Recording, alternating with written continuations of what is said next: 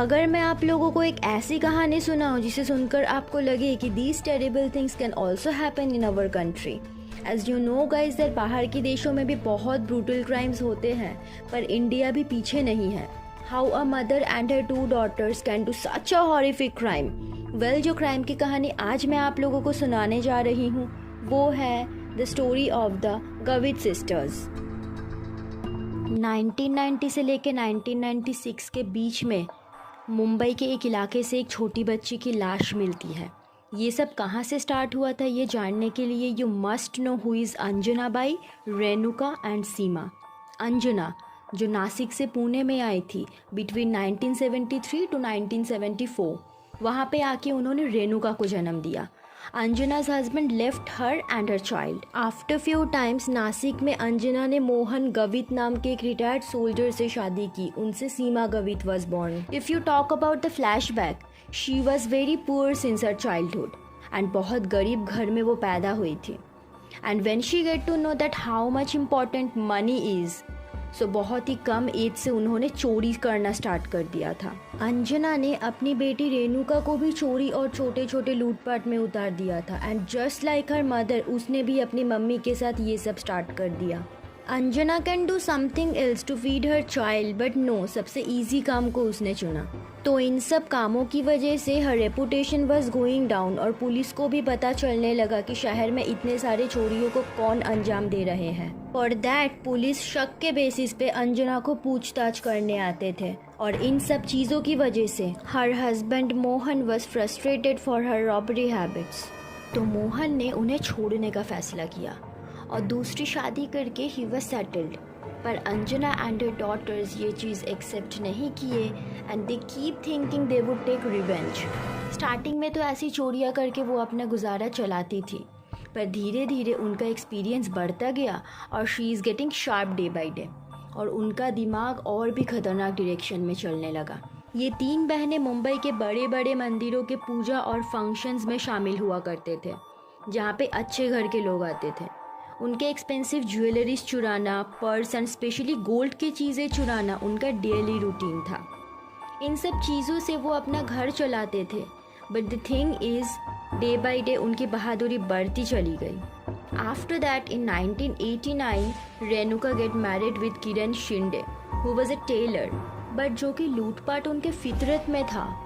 तो रेणुका एक दिन एक मंदिर में चोरी करती हुई पकड़ी गई। लोगों ने उसे रंगे हाथों पकड़ा था and she started warring because any how उसको जेल नहीं जाना था।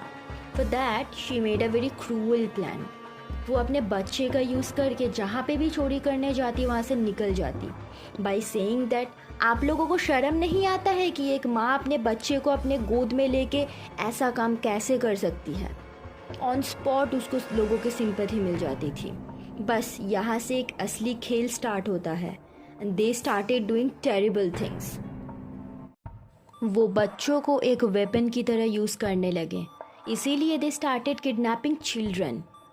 वो मुंबई और उसके आसपास के इलाकों से छोटे बच्चों को किडनैप करने लगे। Basically those children were from poor families. In this case बच्चों के पेरेंट्स जो कि कभी कभी पुलिस में रिपोर्ट नहीं कर पाते थे और कुछ बच्चों के रिपोर्ट हो भी जाए तो for the lack of evidence कोई सर्चिंग नहीं होते थे। आफ्टर दैट 1990 में रेणुका ने एक भिखारी के बच्चे को किडनैप किया जिसका नाम संतोष था, जो बहुत ही छोटा था। By using of that child न जाने उन लोगों ने कितने चोरियाँ किए। एक दिन कोल्हापुर के एक मंदिर में पर्स चुराते हुए सीमा पकड़ी गई। एट दैट टाइम संतोष अंजना के पास था। उसने संतोष को ज़ोर से ज़मीन में गिरा दिया and the crowd moved away towards Anjana. इसी वक्त का फ़ायदा उठा के रेणुका भाग निकली। So you can understand guys that how clever they are. ज़ोर से गिरने की वजह से संतोष को बहुत चोट लगा था और वो बहुत रो रहा था। तो अंजना गेटिंग स्कैर्ड, तो जल्दी से फिर वो एक सुनसान जगह पे जाके संतोष को मार के वहीं पे डंप कर दिया। They are literally monsters cause उन्होंने उस बच्चे का सर पोल पर तब तक मारा until he dies. There were lots of examples कि वो बच्चों के साथ क्या करते थे और उनका क्या अंजाम देते थे। उनमें से एक बच्ची गौरी भी थी जिसे they cut her body into pieces and उन्होंने एक बैग में भरा। थिएटर में मूवी देखा वो बैग को लेके बाद में वॉशरूम में दे लेफ्ट दैट बैग। 1990 से लेकर 1996 तक वो 3 माँ बेटियों ने मिलकर 40 से भी ज़्यादा बच्चों का मर्डर की थी। किरण उन बच्चों के डेड बॉडीज़ को डंप करने में उनकी हेल्प करता था। ऐसे ही एक दिन मोहन और उसकी वाइफ ने उनके बच्चे का रिपोर्ट पुलिस में दर्ज किया और उनका शक सीधा अंजना पर था, क्योंकि मोहन जानता था कि वो 3 उसे बदला लेने का सोच रहे थे। ये खबर आते ही चारों अंडरग्राउंड हो गए।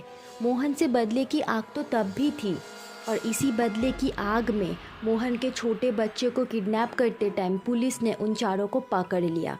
एज़ यूजुअल बहुत पूछताछ और खातिरदारी होने के बाद भी उन लोगों ने कुछ नहीं बोला। उनके नासिक के घर से पुलिस को बहुत सारे बच्चों के कपड़े और वेपन्स मिले। That describes everything. इस दौरान किरण ने भी सब कुछ बोल दिया and the police team was shocked to knowing that Mohan के बच्चे को उन लोगों ने मार के शुगर केन के खेत में दफन कर दिया। Now come to the conclusion.